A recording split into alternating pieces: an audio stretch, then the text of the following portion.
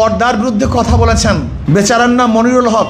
কেউ যদি অপছন্দ করে, ঘৃণা করে আল্লাহ পাকের কোনো বিধানকে, সাথে সাথে বেঈমান হয়ে যায়, সে আর মুসলমান থাকে না। ওই মনিরুল হক সাহেবের দাড়ি আমি মনে করি নবী সাল্লাল্লাহু আলাইহি দাড়ি না, ওটা রবীন্দ্রনাথ ঠাকুরের দাড়ি।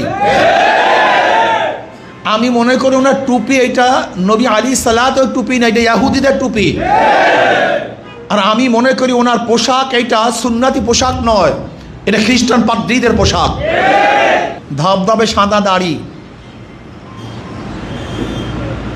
বোরখার বিরুদ্ধে কথা বলেছেন,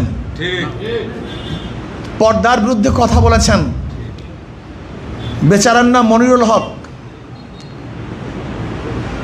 আমি তো ওনাকে দেখে ভাবতাম একজন ভালো লোক, ইসলাম প্রিয় লোক, কিন্তু উনি বোরখার বিরুদ্ধে কথা বলার কারণে মুফতিদের কাছে ফতুয়া জিজ্ঞাসা করা উচিত ওনার ঈমান আছে কি নাই। আমার যতটুকু তাহকিক, আল্লাহ পাকের কোনো বিধানের বিরুদ্ধে কেউ যদি কথা বলে, ঘৃণা করে, অপছন্দ করে, কেউ যদি অপছন্দ করে, ঘৃণা করে আল্লাহ পাকের কোনো বিধানকে, সাথে সাথে বেঈমান হয়ে যায়, সে আর মুসলমান থাকে না। আমি জনাব তারেক সাহেবকে বলবো,